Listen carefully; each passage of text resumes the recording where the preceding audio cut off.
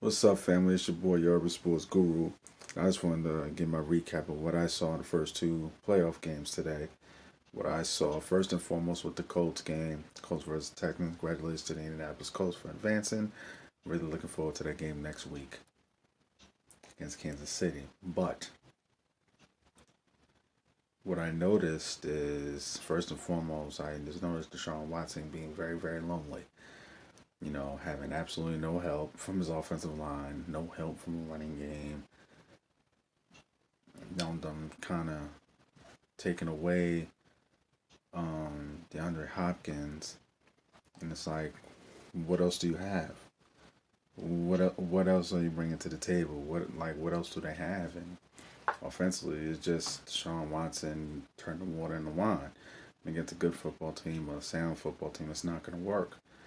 What I'm seeing from the Colts is coming into this weekend, I thought the Colts are hot, but I thought the two most dangerous teams in the AFC are playing tomorrow, with that being the Chargers and the Ravens.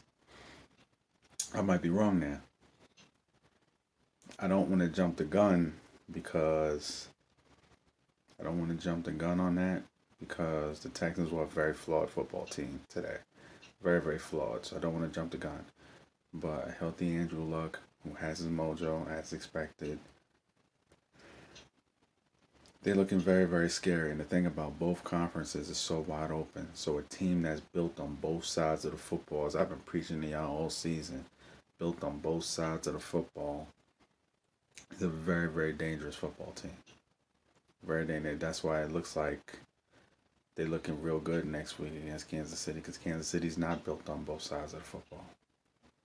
They're just not. Now, in the second game, I had to get my shit off. Fuck the Cowboys. That's how I feel.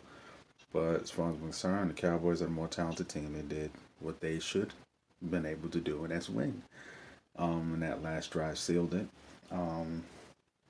You can argue about the calls, and I don't want to make too much of an issue of those calls because they could have went either way. I don't want to make too much of an issue about that. The offensive line did what I expected, and Seattle's offensive line was dominated by Dallas's defensive line, where I think Seattle was held back two ways, two things. A, the horrible play of the offensive line, which is not a strength for that football team, so this is not news. But secondly, the play calling was horrible. The play calling was horrible. Too often you took the ball out of Russell Wilson's hands, who was your best player in that kind of situation, that kind of game where they're so stacking the box against the run.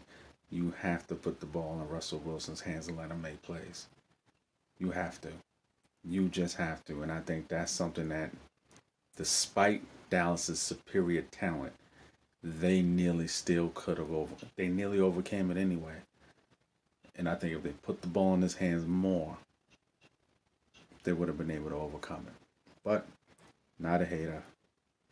Got my shit off on social media. Y'all seen it. Give the Cowboys they do. Y'all just gonna lose next week. But anyway, that's just my take. Let me know how y'all feel. Fuck the Cowboys.